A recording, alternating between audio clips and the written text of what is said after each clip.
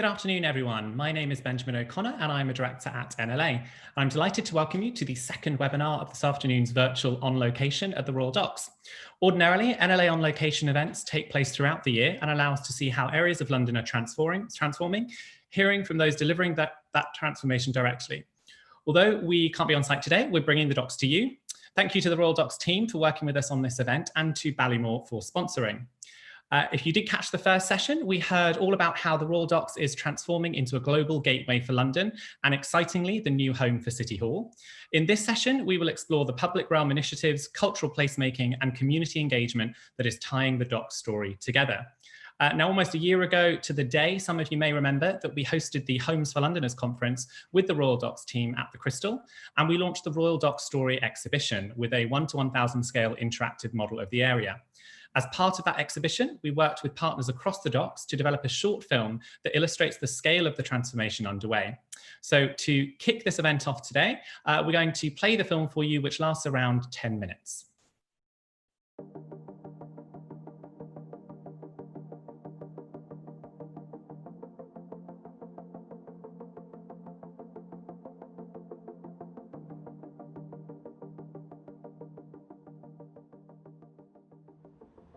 This is the Royal Docks, once the busiest docks in the world and now regenerated as a new gateway to London, part of the Mayor's plan for creating opportunity areas where we can develop new communities, new business centres, supported by great infrastructure, railway lines, the cable car, and of course Crossrail 1 or the Elizabeth line opening very shortly. The landscape that you can see behind me probably started in about 1855 when speculators from the main part of the city came and started to build new docks in this part of London. And then they were really active port and for about the next 100 years. We had the Sugar Mile just to our left over there. Silvertown was a wonderful place to live in. It was factories and factories and factories all the way. No shops, just factories. You had the biggest employer in our area, that part, which was Lyle's factory, the syrup factory. And as you, from the bottom of the viaduct, walked in that area, you got a sweet smell all the time. And then they were declined in the 1970s, and all of the industry moved away, and this place was very much empty for a long period of time. And then in the 1980s and 1990s, new uses started to come in, and over time they've just increased. Growing up, the Royal Docks wasn't really an area that you would want to come to, and also being an area that was going through quite accelerated industrial decline, there wasn't really opportunity. The Royal Dock had a majestic history, but really didn't have anything to offer. So as a consequence, it's really great to see the turnaround that has happened. I recognise the significance of the Royal Docks as being a really exciting place and something that I'm determined and committed to support to make sure that it benefits our people. We're seeing new industries, new businesses moving here, and you really get a feeling that this is regeneration happening in front of our eyes. The Royal Docks is London's only enterprise zone, and what that means is that with government support there's a real focus on regenerating 3 of the largest sites here and provide more than 40,000 jobs over the next 10 to 15 years. It's a great place to live and to have our business, as the area is getting a lot of investment. So it's a great place to start up something new or to move in, experience a different part of London that you probably never even knew that was there. This place was like a godsend when we found it. It's got good access to central London. It's a good size, which are rare in central locations. It's affordable, which is great for us. So there'll be more smaller industry sort of like kept within the heart of the city rather than it being pushed out. When you consider Royal Wharf, it's brought in residential and they've got high-end shops, so it's attracting those people to live. And when they come here, places like the Silver Building, Waterfronts and City Island, they've actually catered for exhibition spaces, small businesses, small studios, serviced offices, And that's been the massive change, and that's all come within these last 3 or 4 years, and that's been really good for us and for the area. We have City Airport, which is currently undergoing a £500 million redevelopment phase to build a new terminal building and having new planes that will be quieter and fly further. But we're also home to Excel, which attracts 4 million people every year for a whole host of amazing events, from Comic-Con through to cardiology conferences, through to World Travel Market.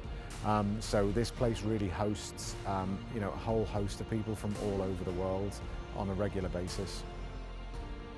The whole notion of transport is going to significantly change. We'll have the Crossrail developments, which will be significant for this area and I think for local communities.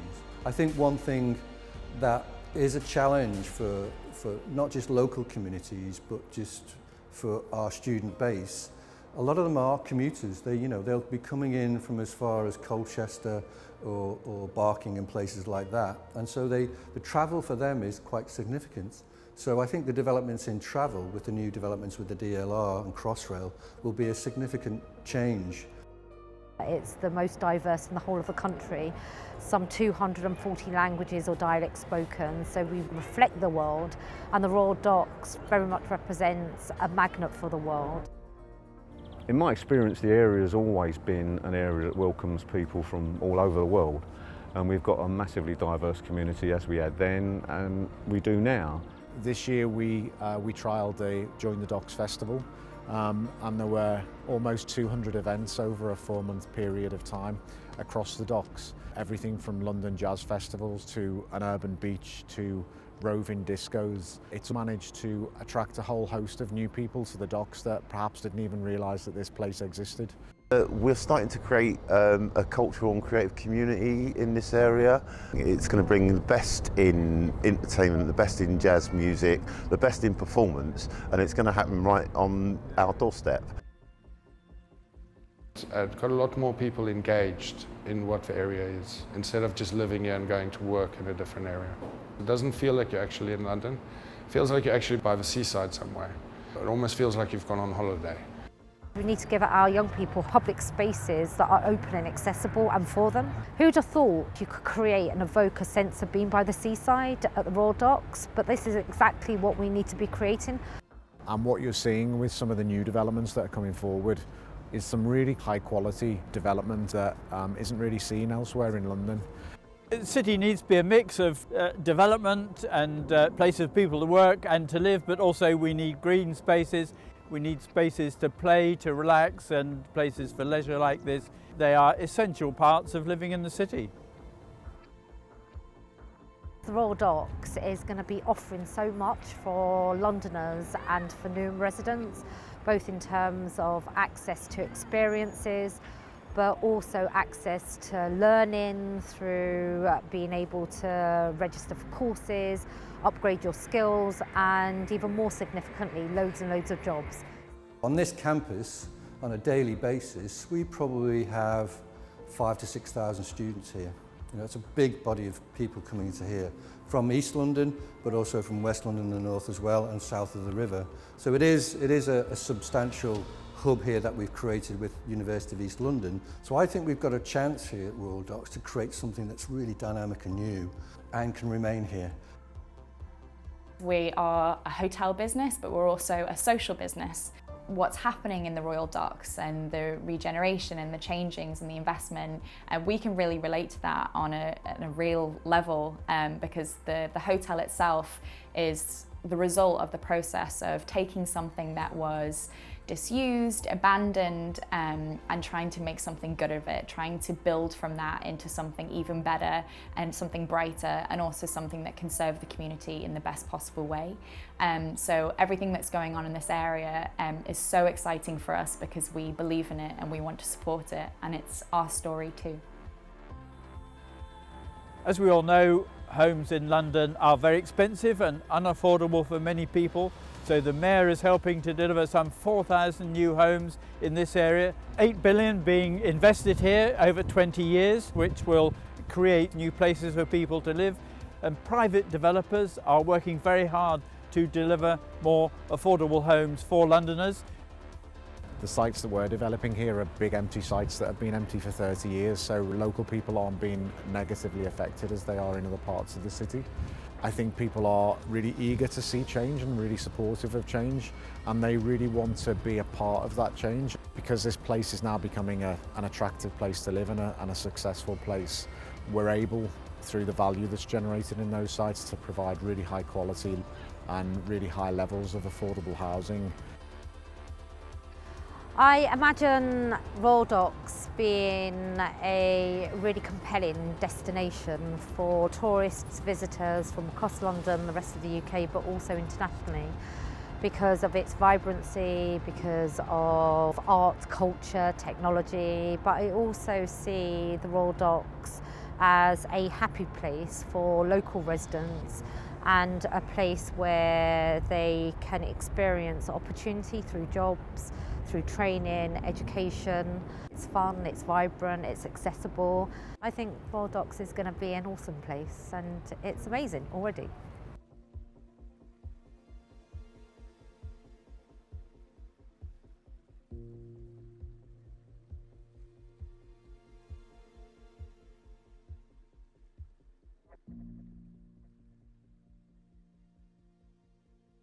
Before we get started, I just want to remind you all that you can ask questions throughout using the Zoom Q&A button. We'll come to them at the end. I'm also going to try and have a couple of the questions from the first session answered at the end as well. So to begin with, we are going to be hearing from Kate Anderson, who's the Head of Cultural Programme and Partnerships at the Royal Docks, on the critical role that culture plays in the area. Over to you, Kate. Thanks very much, Ben. And I've got a presentation as well, so hopefully we'll get the slides started with the first slide. So as Ben said, my name is Kate and I'm the Head of Cultural Programmes and Partnerships for the Royal Docks. And I'm going to talk a little bit about our approach to cultural placemaking. And the image that you can see in this first slide is from an artwork called Ring Out by an artist called Ray Lee.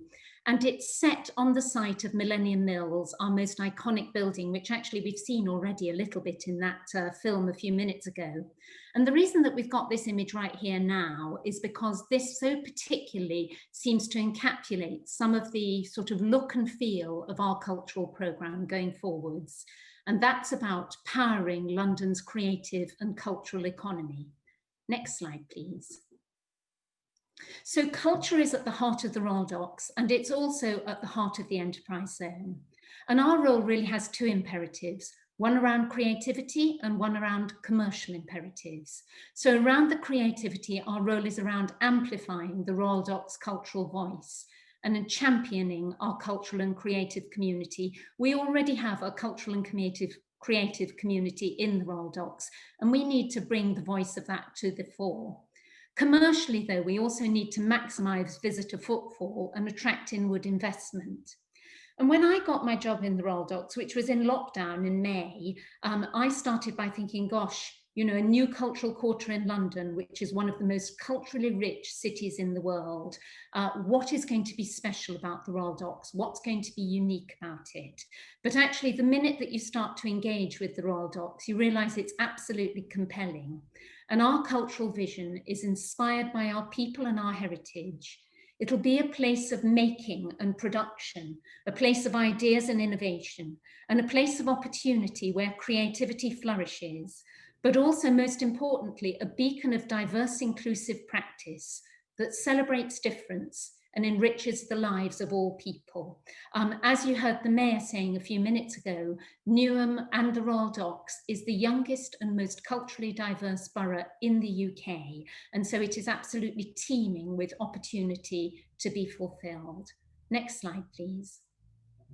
So our programme will mean different things locally, regionally and nationally. So locally, it will all be about the local people that live and work in the Royal Docks and have an exciting and interesting programme for them. In terms of regionally, it'll be more about what we're doing in the local scene and the regional scene in London for artists and creatives, i.e. because the Royal Docks is of scale, we have an opportunity for workspace, for rehearsal space and production space.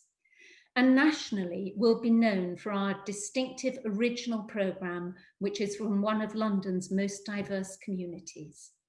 Next slide, please.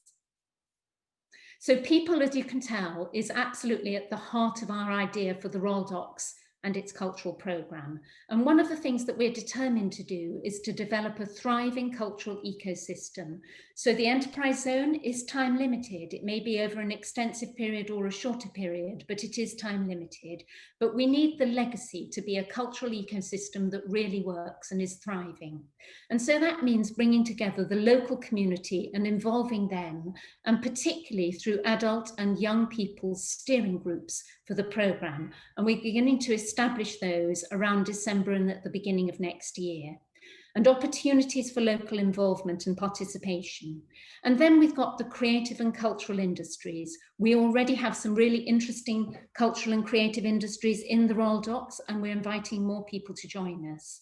And we want to provide for them opportunities to develop new ideas, to develop new work, to produce work and to showcase it. And then there's talent development. Again, the young people in the Royal Docks, many of whom may not have thought of creativity and culture as careers in the past, but we want to provide opportunities in the talent pipeline. And then we want to network all of those people together so they can share ideas, share facilities and skills, and learn from each other. Next slide, please. So the programme itself that we're developing will be innovative and imaginative. And as I mentioned earlier, it takes its starting point from the heritage and the people and place of the Royal Docks. And we have a complicated heritage. Having been a docks and a port and trading, we've obviously had a trading relationship with the colonies, and we have an interesting engagement with that. And we want to be able to explore from a contemporary perspective our heritage, but also that our public art will respond to our community and its diversity. We want to be known for innovation in outdoor arts and as a world-class centre for water cultural activity. And then we'll have a performance programme and a music programme. And again, that will be led by local organisations. So world-leading organisations such as Block 9, Boy Blue, the hip hop dance company, and Theatre Royal Stratford East, alongside programming, which will be chosen by our steering groups. And all of that we're planning to get started at the end of this year and beginning of next year. And the image that you can see now is a really terrific one in this context. It's an image from a film called Untethered, which we commissioned Boy Blue, the hip hop dance company, to make this film for London Open House. And it was made inside Millennium Mills. So it has a really interesting relationship with the history of Millennium Mills. Next slide, please. So I have two case study pictures here. We have Join the Docks, which is the festival and autumn programme, which we're currently on at the moment in the Royal Docks. Join the Docks is all about local creative and cultural organisations and artists, and providing opportunities for the development of new work and for people to join in together. So in the autumn, we are commissioning 20 pieces of original new work that responds to the people and place of the Royal Docks. And in summer of next year, we're going to have an innovation festival, which is helping artists to explore new ways to respond to the COVID-19 pandemic and how to make live events in that context, but also responding to the Build Back Better agenda. And this image is of Johnny Wu, who's a performance artist, local performance artist, who is doing research and development for a new play he's writing called Silvertown, which is set in the Kent Arms, an LGBTQIA+ pub in the Royal Docks in the 1960s. Next slide, please. So the other case study is water activation. We have this incredible water asset, a vast water asset. It is the largest body of enclosed water in Europe. And next year, we're going to be working with our place team on a water master plan to explore uses for that water, and also around commissioning cultural work to position the Royal Docks as a world leader in water cultural activities. And this image is from last year, when Emergency Exit Arts did a production called Wishful in the Royal Victoria Dock. Next slide, please. And then this is the last slide, which is a slightly bigger look, I suppose, perhaps at COVID-19 and the response and how we can make a contribution to recovery.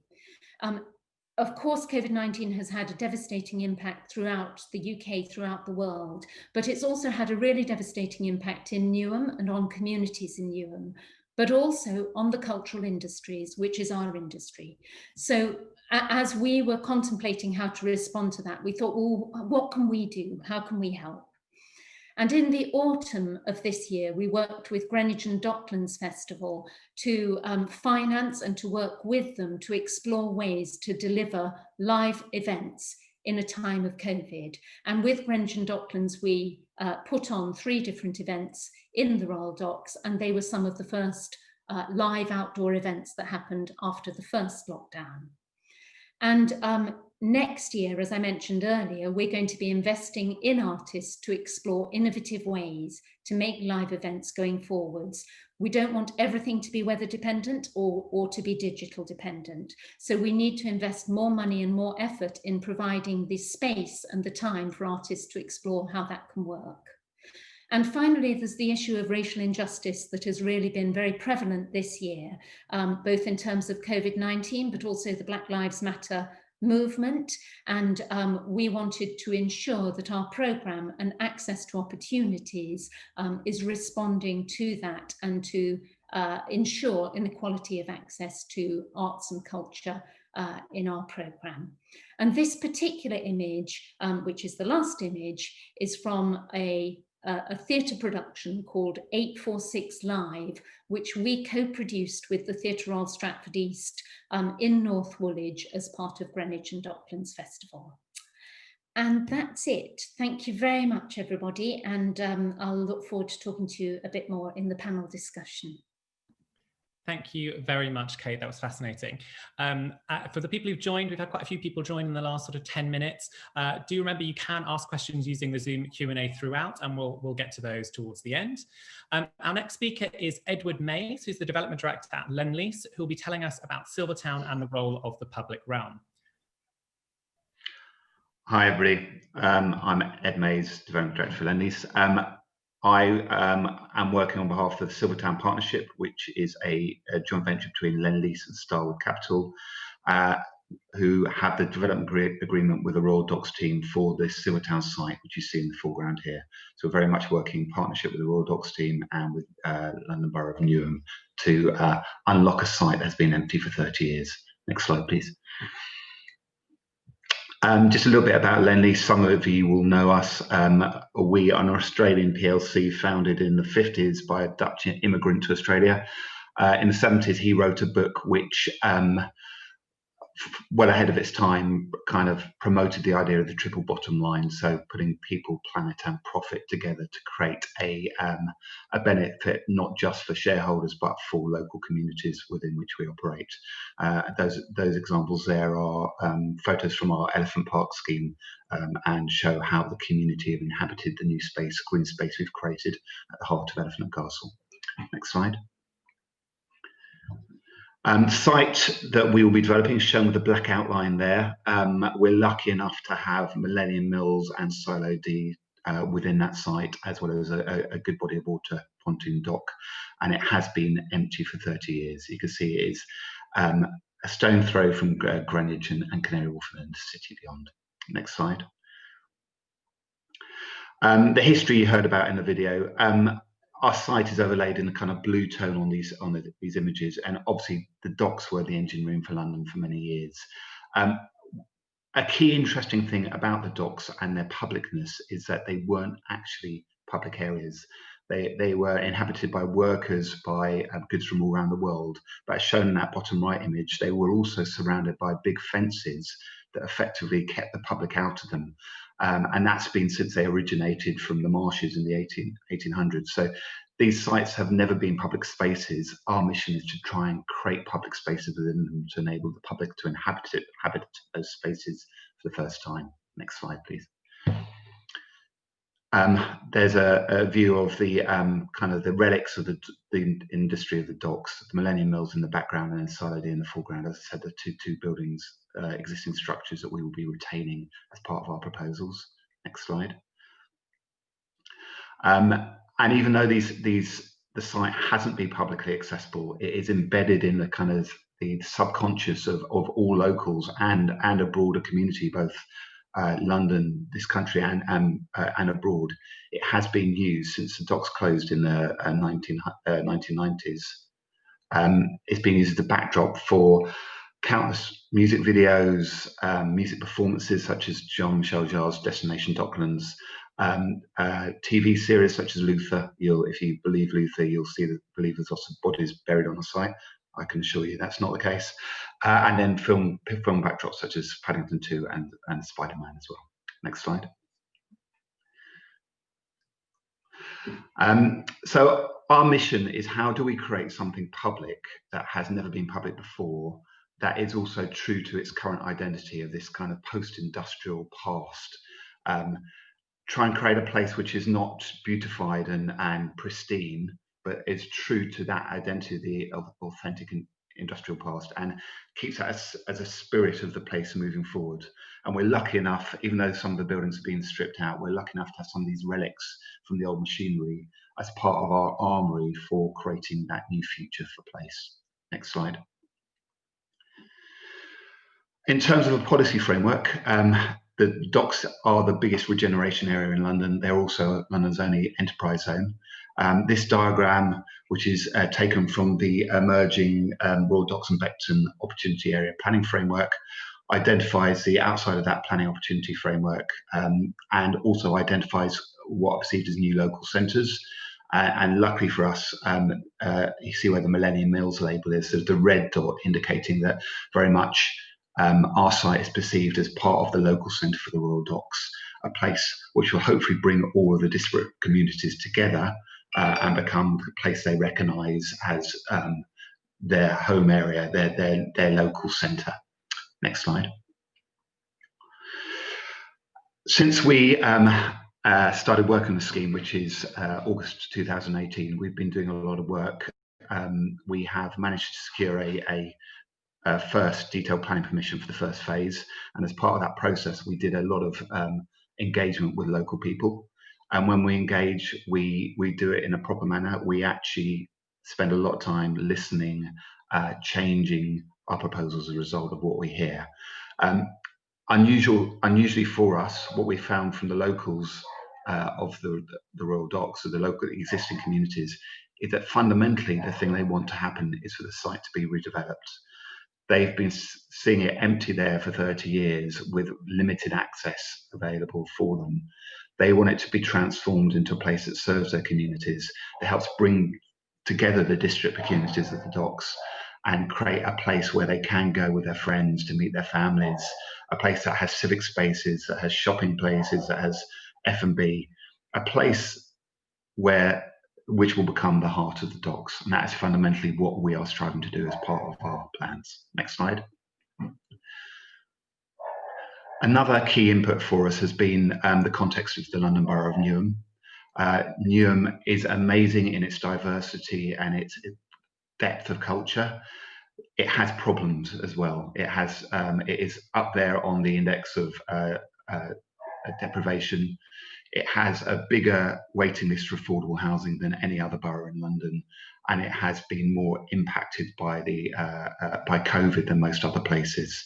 So fundamentally, it's an area that needs help, and we are fully aligned with the Mayor's agenda in terms of community wealth building and making sure that locals are a part of the story, in both in benefiting from jobs during construction in the end development, but also opportunities for businesses and education that come through the work we do. Next slide. So the slides today have been inputs. This is now our first output. So this is what we call our place platform. We developed this concurrently with our engagement with the local communities. And this sets out, it's really a filter for the way we are going to develop this site. At the top, you can see there's our vision, which is born from brilliance. So that is also it's a recognition of the past, that the way the docks were brilliant for London in terms of the industry they drove and the entrepreneurial spirit. But it's also a signpost to the future of how the docks will again be brilliant for London. Then there's some principles. First, let it rip and turn up the volume. This is an area that you can't be beige. You have to be big and bold in the moves you make. So we're going to make sure this place is authentic and characterful to compete with the big boxes and the noise around the site. Second is for the industrious and self-made. Fundamentally, our site is going to be mixed use. It's going to have employment as well as homes, shopping, and community buildings. Third, in radical partnerships, we want to pair up the best of the global with the best of the local, the large and the small, to create parts bigger than a whole bigger than their parts. And then fourthly, Meet the World with Wonder is all about that diversity of Newham. How can we make our development a microcosm of Newham and London in this post-Brexit times, make it open to the world? Underneath that, we have a series of pillars which are about the water. They're about creating a cultural beacon and a visitor destination. They're about creating a new centre for the docks, and they're about bringing back flow. I've got some images on the next slides of precedent for each of those. Next slide, please. So firstly, an active waterscape. This is London's last opportunity to do dockland development well. The 80s wasn't particularly special in the way that a lot of the docklands were developed. They became fundamentally residential dormitories, a lot of spaces. We're going to make sure that it's developed well here, that people actually get a chance to engage with the water, to play in the water, to touch the water, to feel it. Whether you're a triathlete or a school child, we want you to be able to get in there and play with the water. Next slide. In terms of the cultural beacon, we want the docks to rival places like King's Cross, South Bank, Covent Garden, to become a place that is a day out for Londoners. We want to create layers of activity, spaces which can occupy changing programs of events, which will attract people for a day or an evening or a weekend to come and enjoy whatever is happening. Next one. In terms of central gravity, it's not formally a town centre under policy remit, but it will become effectively that for the local communities. So how do we create that mix of shopping, of F&B, of events that mean local people feel it is theirs to occupy and participate in, to have businesses in, to become the place they meet their friends in. Next one. And then finally, in terms of bridging the boundaries and bringing back the flow to the docks. So these are two diagrams taken from the Royal Docks team public realm framework.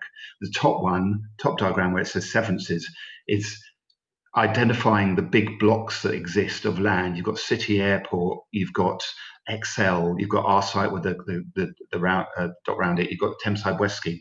All of those are closed off from the rest of the docks at the moment, and they create barriers to movement across and through the docks. We fundamentally want to change that and totally support the docks team's view, which is in the second image, our site overlay, the blue again, of how we're going to create stitches through the site to create commuter flows across a new bridge we will create to the Custom House station, to create connections into Britannia Village to our west and City Airport to our east, and fundamentally trying to mend this as a part of the London urban fabric. Next slide.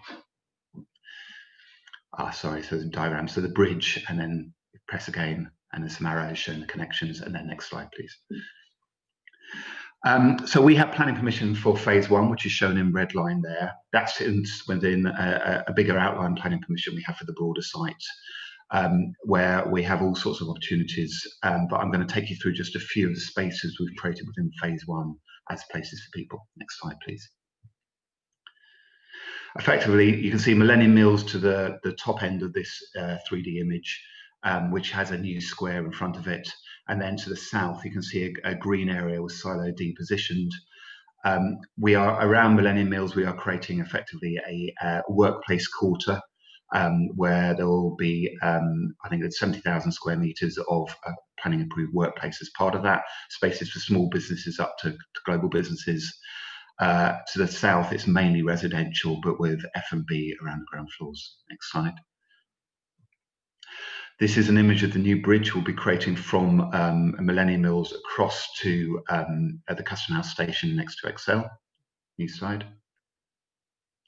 I should hasten to add that's a pedestrian and cycle bridge, not a car bridge.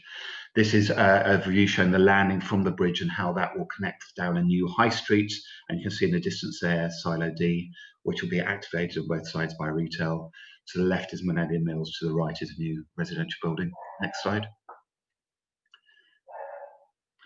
This is the waterfront area in front of Millennium Mills onto Victoria Dock, showing spill-out spaces, places that will be inhabited by people eating, spilling out from the Mills building, potentially markets happening, etc. Next slide. And then to the south of the Mills building will be a new square. We've looked at the size of both of these spaces. This square is about 2/3 of the size of Granary Square in King's Cross. The area to the north of Millennium Mills is similar to the area in front of the South Bank, the Festival Hall on the South Bank. So substantial spaces in which we will program a series of events and from markets through to concerts through to art installations to provide those layers of destination I was talking about earlier. Next slide. This is a view around Silo D. Here, it will be our first opportunity to properly engage with water. You can see we're intending decks out onto the water, park around Silo D, spaces for people to occupy, not only our new residents and workers, but also the communities beyond. Next slide. Just 3 final thoughts on how we are adapting our plans to the impact of COVID. Firstly, our site is fundamentally mixed use. There's been a lot of talk in the press recently about the 15-minute city as modelled in plans of Paris, or even the 10-minute city as is felt that London's need for their span of attention. Our site will have mixed use. It will have workplaces, F&B, retail, and resi all in one place, and it will provide that centre for the rest of the Royals to benefit from walking, cycling, rather than travelling on public transport. Next slide. Secondly is flexibility of space. These are images of Mill Square that we prepared pre-COVID, but inherently we've designed that space and all the other public spaces to be flexible. They can cope with large capacity concerts, etc. But in COVID times, they can also cope with water features or more spread out markets or quieter uses. And given the uncertainty of our current time and potentially the future, having that flexibility of use is key to everything we're designing. Next slide. This one is about Meanwhile. These is taken 2 examples of Meanwhile from our Elephant Park scheme. One on the left was obviously pre-COVID, how to occupy a space and create an incubator hub for local businesses, which have now gone on to become tenants in our retail in the end scheme. And then during COVID example of Meanwhile is the image on the right, where we used unoccupied bits of the site to create a wild meadow, to create breakout space and outside space for local people to inhabit under lockdown. Next slide. This is my final slide, but we are, as a business, currently reimagining what was previously our retail business unit. This is partly to do with COVID, partly to do with the changes in retail anyway, but fundamentally, the ground planes of our buildings are so fundamentally important to the activation of our public spaces and to the people, not just our residents and workers, but also the broader communities. We are re-establishing that to look at not just retail and F&B, but also working spaces, community spaces, and other activity in those ground floors, which will enable our public realm to be more accessible and more full of life than it was pre-COVID and definitely during COVID. So it's a work in progress, but given what's happened to retail values, this is, I think, a move that most developers are going to have to make. How do you keep that ground floor active without it necessarily generating a revenue to support the broader development? And then my final slide is just a parting gift of the majesty of Millennium Mills and its ability to create this kind of iconic centerpiece for our development. Thank you. Sorry, I hope I didn't go too over time there. No worries, thank you, Ed. It was I was tempted to cut you off, but it was so interesting. I think the audience really got something out of it. So thank you for that. Thank you. You've got a bit of a glimpse of in the film earlier, and that is Clive Little. He's the artistic director of Certain Blacks, who'll be talking about his work in bringing the community together. Clive, over to you.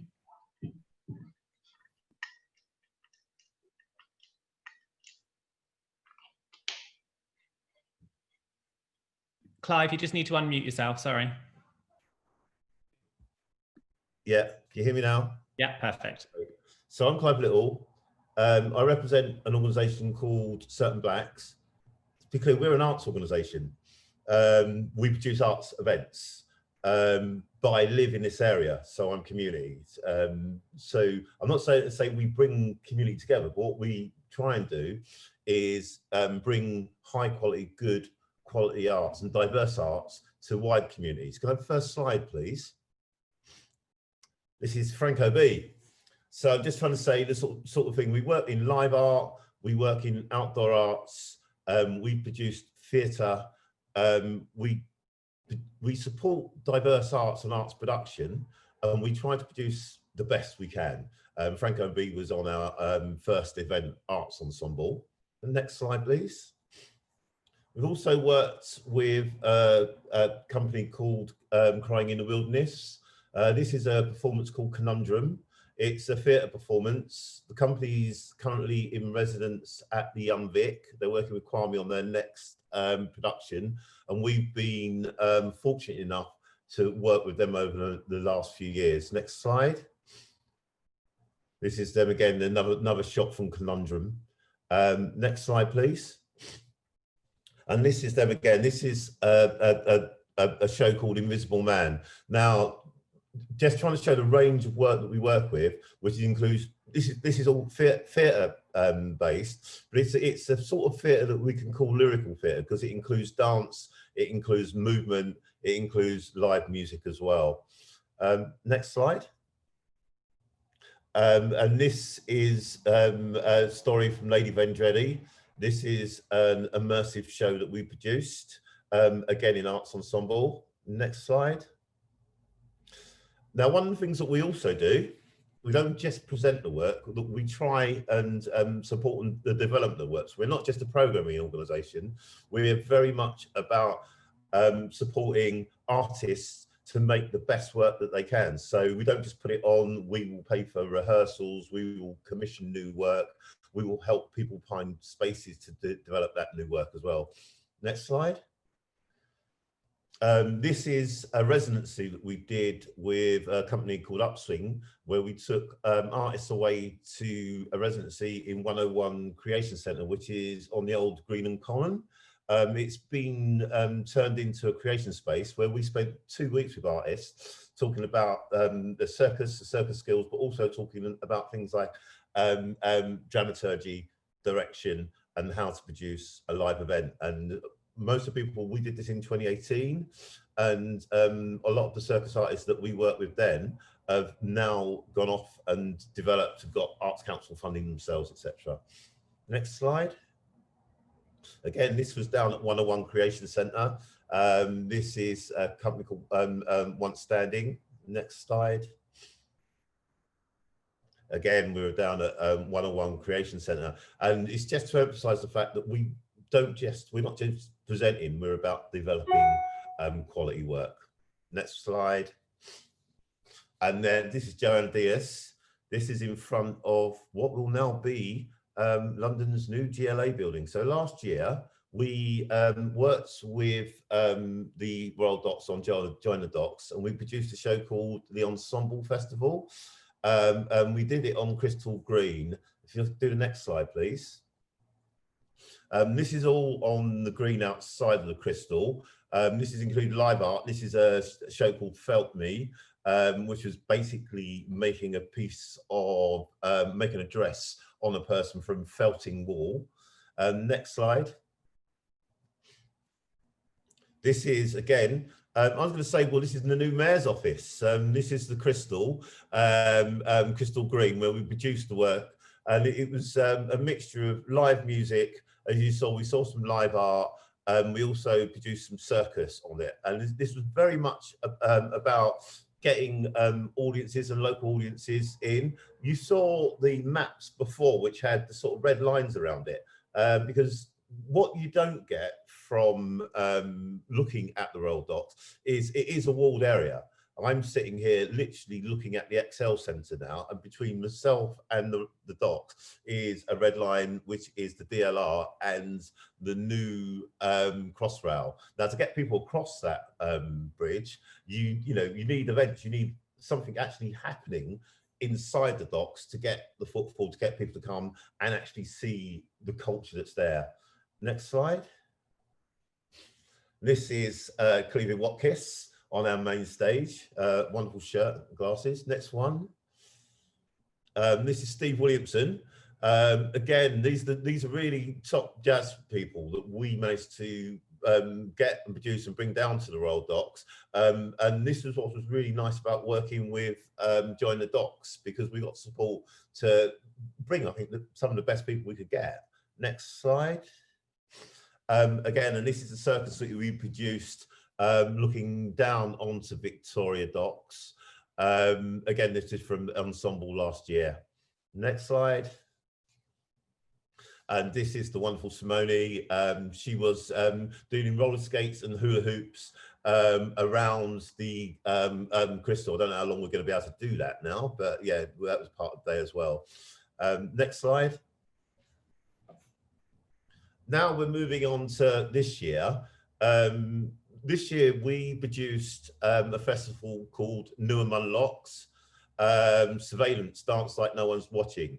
So basically, we're now into the COVID, post-COVID or whatever COVID period we are.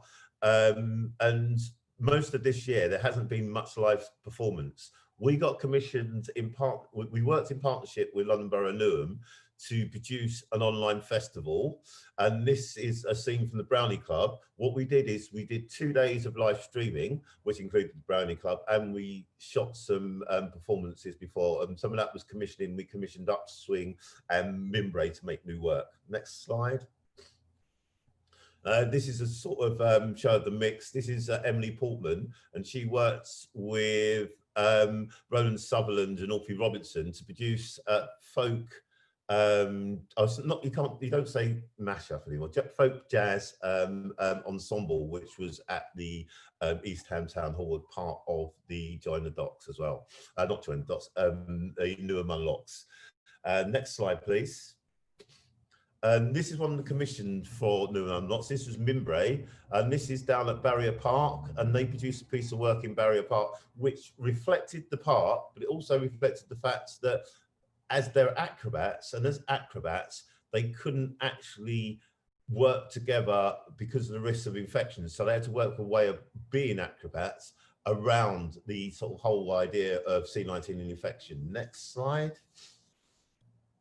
So they used the landscape and they used the scope of where we were in Barrier Park to actually define and make new work.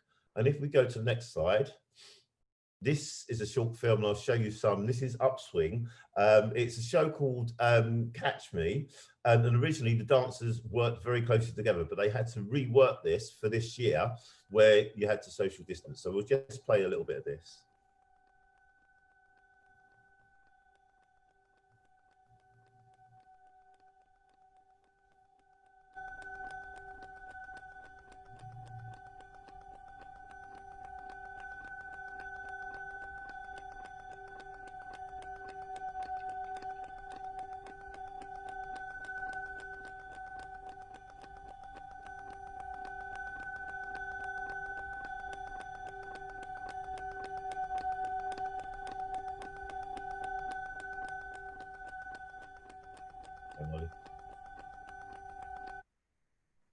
Thanks. I mean, just want to show that clip.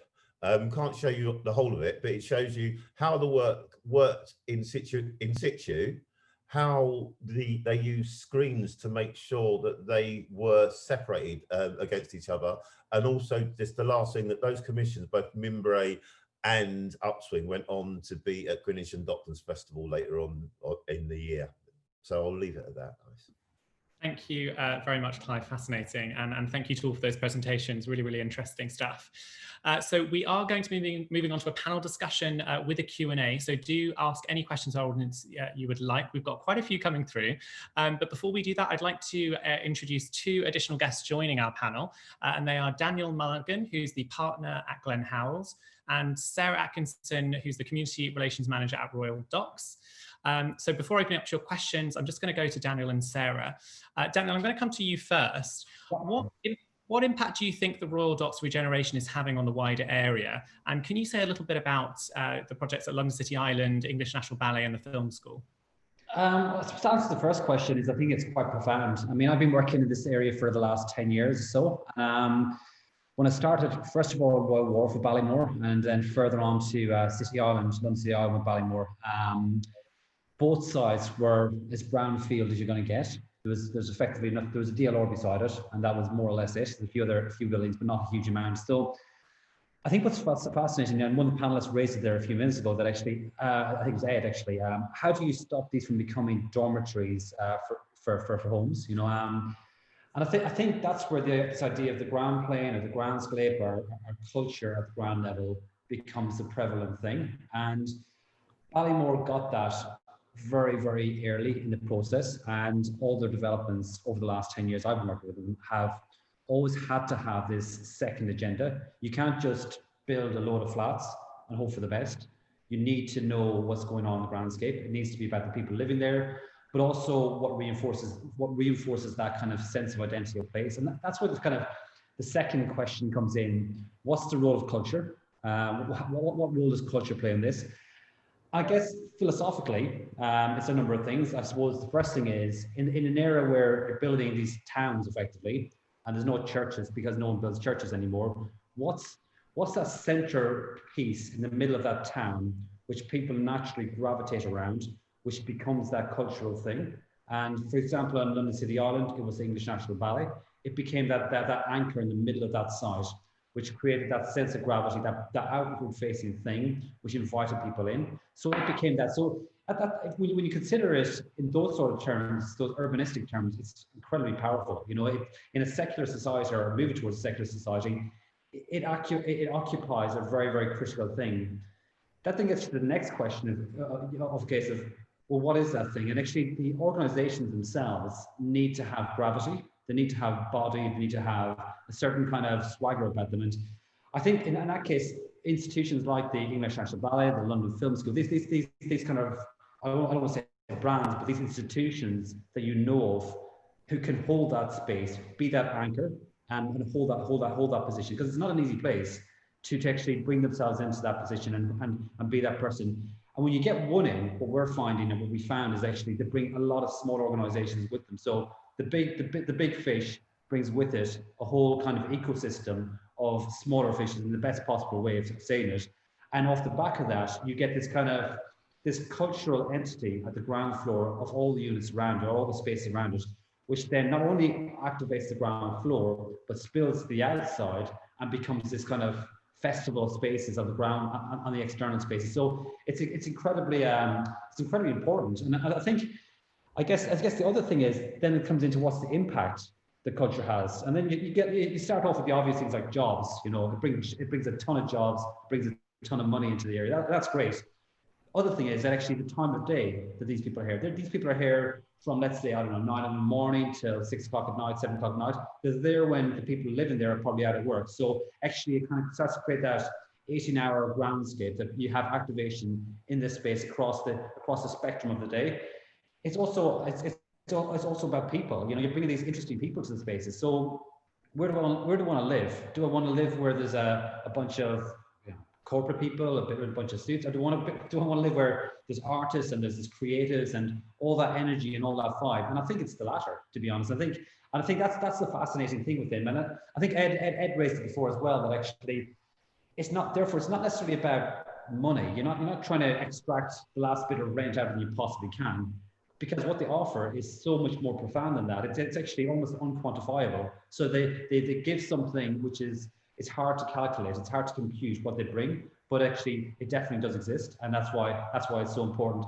I guess the final thing with the culture is what's the legacy? You know, what's the legacy of that these people are leaving to these spaces?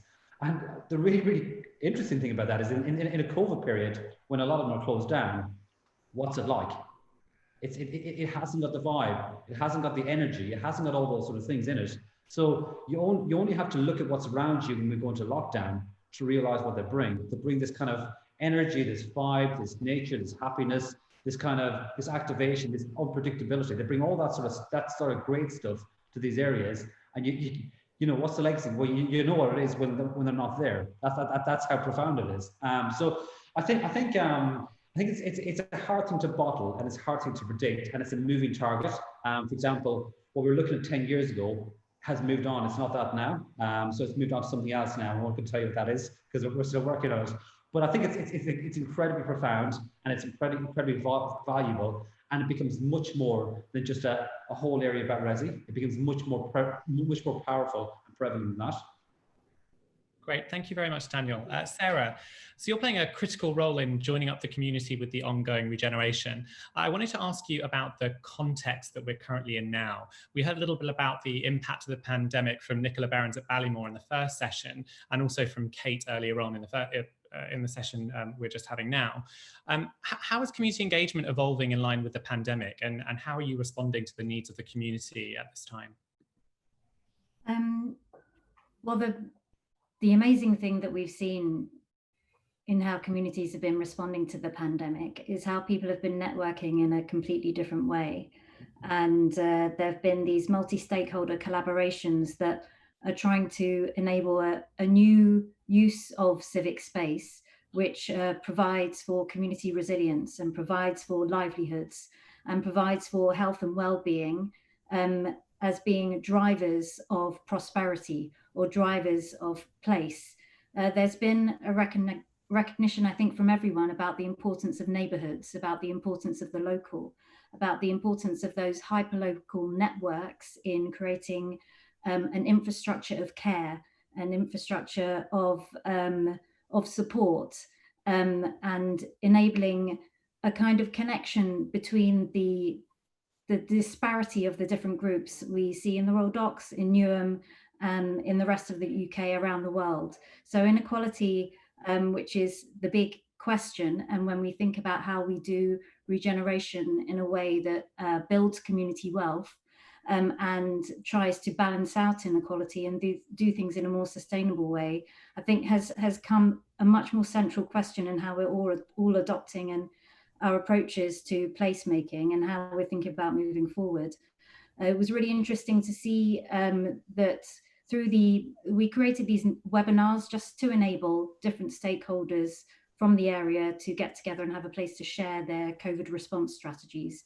So be it for food and essentials distribution, or setting up befriending services, or how to run online activity centres, or who could provide space. So developers, businesses, community organisations, residents, everyone getting together to see what strength they can bring and how it can interact with each other to create a new form of response that was needed. But the real question is, how do we take this into the future? It was interesting to hear Daniel say it's not just about money. It's not, but it is. The way that our decisions are made, the power dynamics that we have to make decisions about who is producing space are still aligned with a neoliberal model of profit making through space and through land ownership. So if we're really serious about making this something which is about a more grassroots, a more community-led form of regeneration, which would transform this place to make it something completely different, then we need to think about where the knowledge is coming from. So who has the knowledge about who is creating value and how is value being created and how do we measure value? That's something that in the built environment sector we don't necessarily have. Communities have it, but the forms we have of taking that knowledge from communities and using it to inform our developments through the consultation engagement tactics that we currently have are not appropriate for that kind of co-created future. So we're trying to investigate what these networks of knowledge facilitation across all levels can bring out in terms of helping people be part in a very informed way of decision-making processes. So for example, the public realm strategy that was referred to earlier, the Royal Docks wide public realm strategy ought to inform the public realm strategies of different developers and developments. We supported a way for communities to participate in the development of the public realm design guides.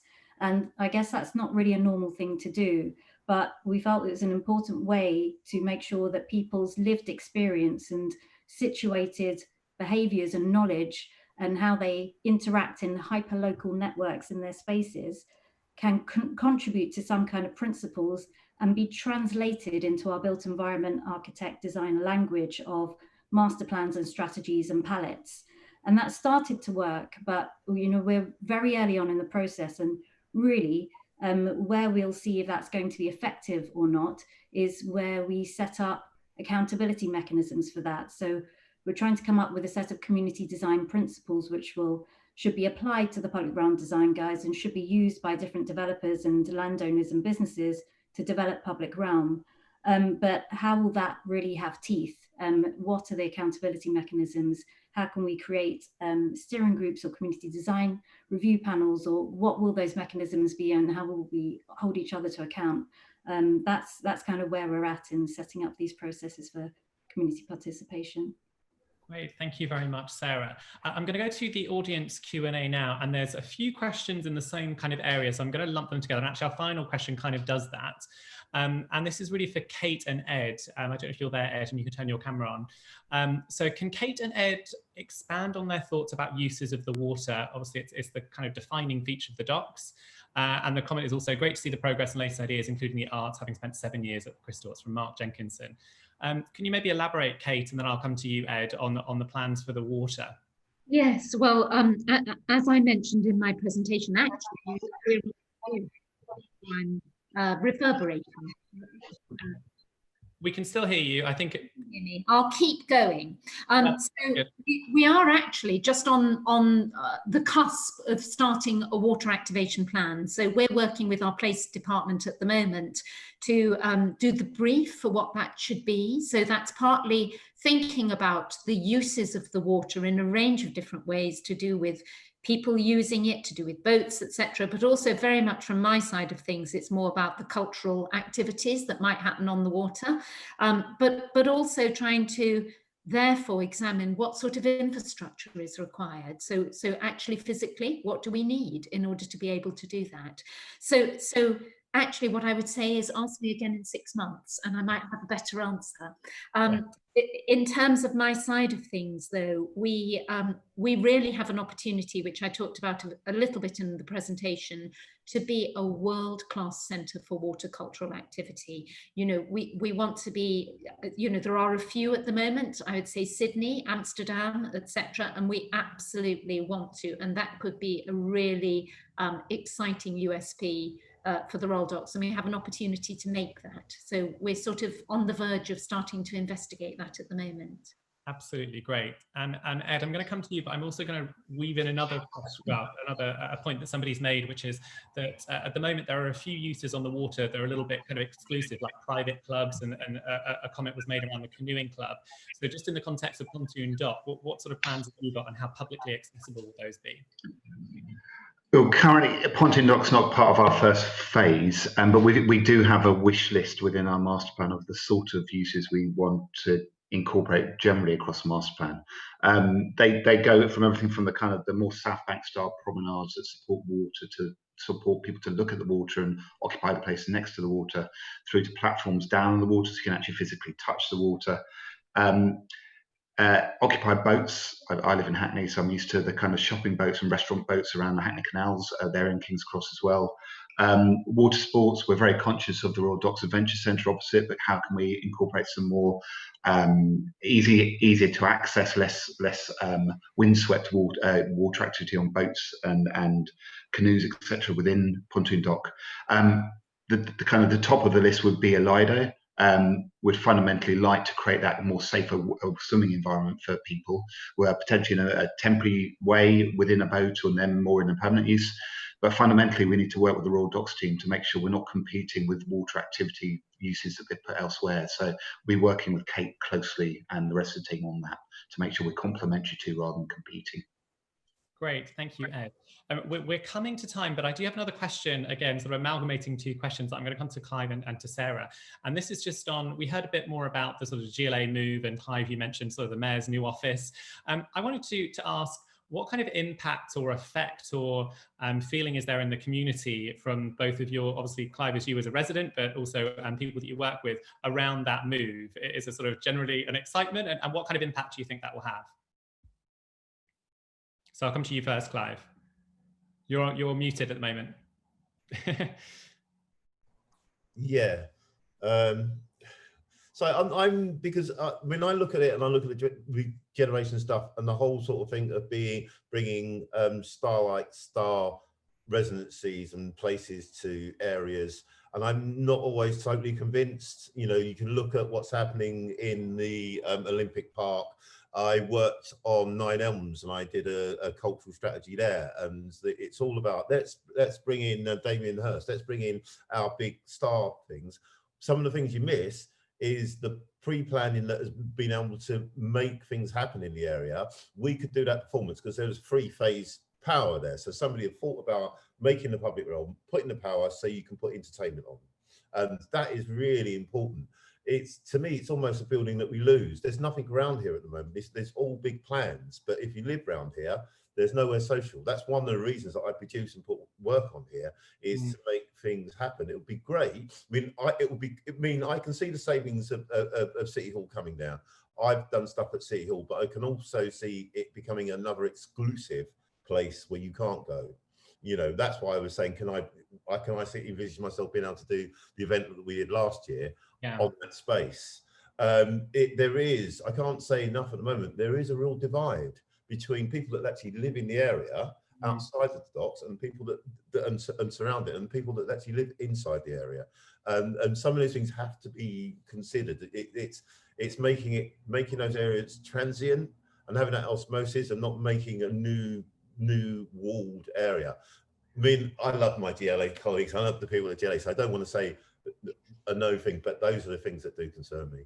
Great, thank you, Clive. I think that's a very interesting point. I'm going to come to Sarah just maybe for your response on that before we go to closing remarks. Yeah, I would completely agree with everything Clive says, and that very much resonates with what we've heard from communities as well. People are generally really positive and excited about this opportunity, the new things it will bring, the way that it will connect the rest of London with Newham and with the Royal Docks. That issue of severance and disconnection has been there for so long that this presents another amazing opportunity for this to be another centre of London, which it rightly should be.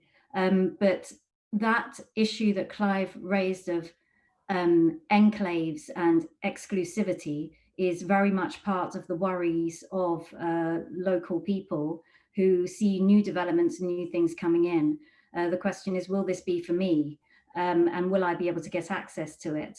So people are interested in what will happen to the public spaces around the area.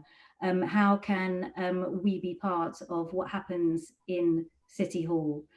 What will it activate around the local area for communities? And how will communities be able to benefit in terms of generating their own initiatives off the back of it? So it's like the network, it's the osmosis that Clive said, it's what it will trigger. That's what people are interested in.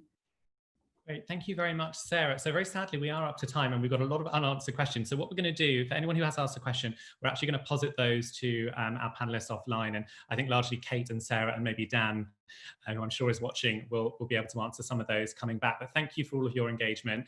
Thank you for coming along. And thank you to all of our speakers for their insight. And thanks again to the Royal Docks team and to Ballymore, our sponsors. And I'm going to leave you now with John Turner of Ballymore, who's going to provide us with his closing comments. John, over to you. Thank you very much. Firstly, can I say on behalf of the Ballymore Group, we're very pleased to be able to sponsor this event today. It's an area very well known to our company since we first invested in the area around 2001. However, much has changed since that time. Way back then, when I only got off the DLR going eastwards, if you lived in the area because there was nothing else there. Infrastructure was very poor. At night, the only place to get a carton of milk would have been in the petrol filling station on North Woolwich Road, if you lived close to where our new Royal Wharf development is. The area was a vast wasteland, a reminder of the historic employment connected with the former docks. But the direction of development was looking to move eastwards to East Canary Wharf. The area also represented an opportunity. It was a part of London which had been neglected and missed out on the development boom in the late 90s, which appeared to stop at Canary Wharf. In the following 20 years, the area has been positively transformed. In July 2005, London was announced as a successful venue for the 2012 Olympics. October 2005, the government appointed the London Thames Gateway Development Corporation to accelerate the pace of planning permissions and developments in the area. In 2009, the DLR was extended by extending the trains to accommodate 3 cars in readiness for the Olympics. London, winning the bid to host the Olympics, accelerated the pace of change.